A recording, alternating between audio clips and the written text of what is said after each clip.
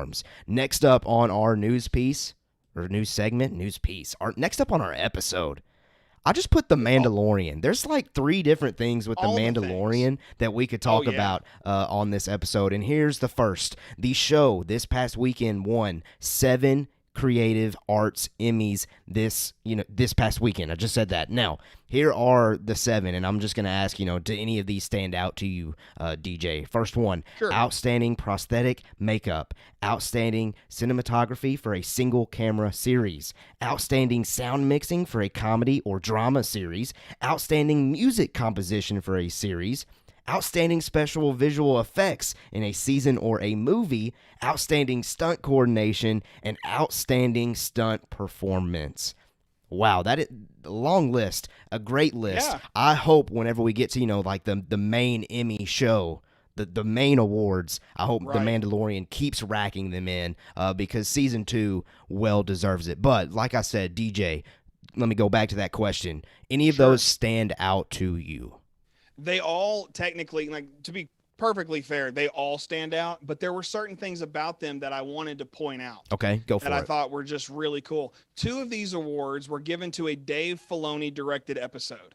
Ooh, that would be Ahsoka, the Jedi, chapter 13. Yeah. And I'll let you guys research it for sake of time, but 2 of these awards go to Dave Filoni's directed episode, which is just mind-boggling because this man comes from animation. Right. Not from the typical film background where you go through film school and you go up the ranks kind of like George Lucas and Spielberg did. It's not like that. So I thought that was really big and a major standout moment. I thought it was a major standout award. The second thing I noticed, and there's only 3, I'll be quick. Okay. 2 of these awards were given to Chapter 16, which I believe we can thank nostalgia for because that's the rescue. That's when Luke Skywalker shows up. That's when Djarin has his showdown with Moff Gideon, and which is just all of that into one episode. It's kind of hard to believe it's one episode because I almost end chapter 16 at Din walking in with Moff Gideon, and then a new chapter begins when the X-Wing flies in. It's kind of how I view it. So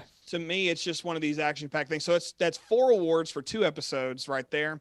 And then the odd one to me is the one that won outstanding cinematography. And what I mean by odd is this is the episode with the heist sequence with Mayfield and Mando, where they go in there. And I thought that was interesting because why would that one have won the award for outstanding cinematography? I thought that was kind of different. I thought that was kind of odd. And so I kind of briefly skimmed the episode today, and I can only really narrow it down to 2 moments where I thought this comes down to pure cinematography. Yeah. That is, of course, the heist on the transport. It's almost like your typical train heist from an old cowboy movie, which is very Mandalorian, if we're being honest. Which that's a great sequence. But I'm like, is that the sequence that's worthy of an award like that? And it's either, and then the other sequence, I thought maybe it was this. It's that conversation in that cafeteria between that officer, Mayfield, and Mando. And I think if they're going to give an award like that to something, it's going to be to that moment. And because that moment is cinema, that is cinematography at some of its finest. So for me, that's kind of my takeaways on these awards and what they mean. I think overall, it's just great that this show keeps winning awards, and I hope that it keeps winning awards. And if it continues to win awards, then that just means more and more awesome Star Wars stuff down the pipe. Yeah. Now, obviously, the big one that it's up for is Best Drama Series. We'll see. It's got some pretty tough competition to face. Do you know the competition off the top of your head? Queen's Gambit, The Boys, are just 2 that I just could think of right now. Oh, no, I don't think WandaVision is in that list. But those 2 are the ones that The Crown, yes, it's on there. Okay. A lot of good shows. Yeah. It's going to be tough. It's going to be tough for it to win that category. But regardless, it's great to see these type of awards being presented and put out there because, not to sound negative, but to the normal viewers, these people behind all of this are the quote unquote, I guess you could say, little guys, like people you don't notice. But it's great to see all of these individuals that do so much for this the galaxy that we love to get recognition because, like I said, they're usually not the ones that get the recognition. So congrats to every single individual involved. And I will, again, just bow to DJ's analysis there. He did a phenomenal job. I would just say the music composition, just to give shout out to Ludwig. I always mess up his last name. I don't know how to say it either. Goranson or something. I don't know. Regardless, tremendous talent. I can't wait to continue to see his work in. I don't know. Is he doing Book of Boba Fett? Do we know who's doing Book of Boba Fett?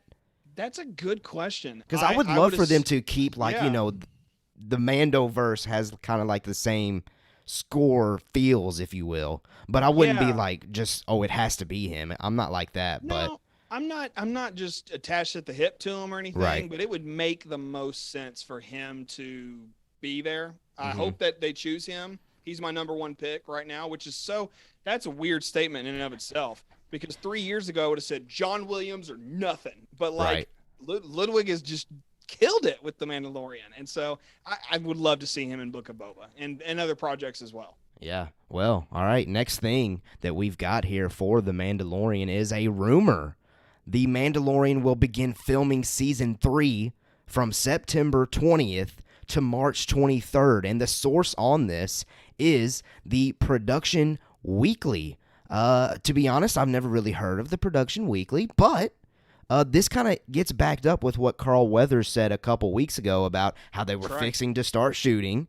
Giancarlo Esposito even recently was saying they're fixing to start shooting, and they don't really need Pedro. He threw that line in there too. But regardless, it's exciting to see that this thing is finally going to meet cameras.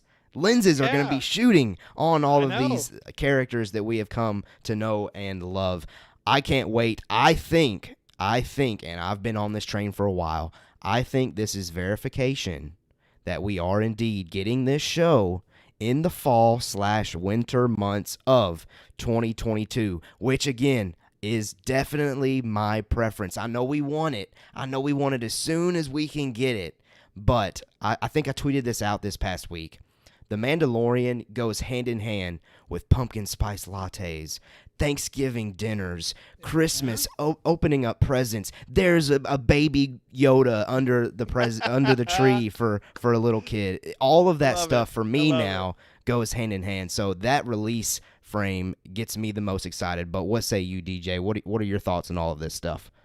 First of all, I want to shout out to Rural Farm Boy in the chat. He wants to kind of throw it back just a second to the awards. He's saying there are so many people behind the scenes telling these Star Wars stories. You alluded to that, Caleb. Yeah. And we couldn't agree more.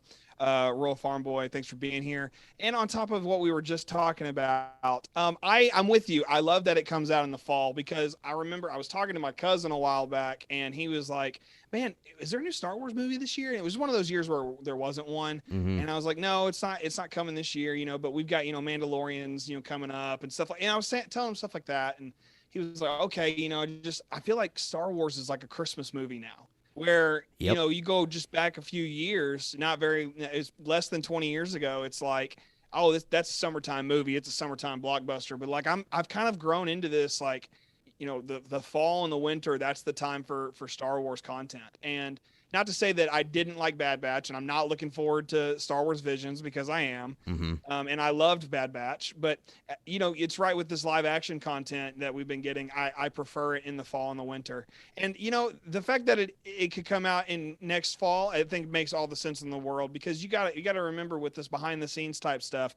while they're filming, there's other stuff going on at Lucasfilm and behind the scenes at wherever they edit. I would like to think they do this stuff at Skywalker Ranch. There's no telling where they do all this stuff, because there's a lot that goes into this show and other shows as well, just like this. So and they've got Ahsoka going on, behind the scenes as well, and a lot of other stuff too. And Kenobi, and Andor, and so all that to say, I think that this is really good verification. I think that we've had a director and an actor now. And a director/actor, I should say, come in there and say, hey, it's coming. And even Zach Horvath, welcome Zach Horvath, jumps in the chat and says, hey, it's going to be in winter 2022. And Rural Farm Boy is just right on with him and us. So yeah, I think we're all tonight saying it's coming next year. Yeah. And it's coming full force, and it's going to be fantastic. And I agree with you especially about the scarves and the pumpkin spice latte, and you get your flannel on. Flannel and Mando. That's a combo. # flannel and Mando. And Mando. There it is. Let's go. Okay. That's all I got to say about it. One final thing with The Mandalorian. I told you there's a lot. There's a lot with the. I love to see it. I love to see it. Katie Sackhoff recently was discussed. I don't know. I don't know exactly who she was discussing. I think it was Slash Film. I might be. Film. Okay, good. Thank goodness I got that right. She teases that there could be, quote unquote, unfinished business between Bo and Din Djarin. I will say this, though. Come on. I mean, obviously, there's unfinished business between these two.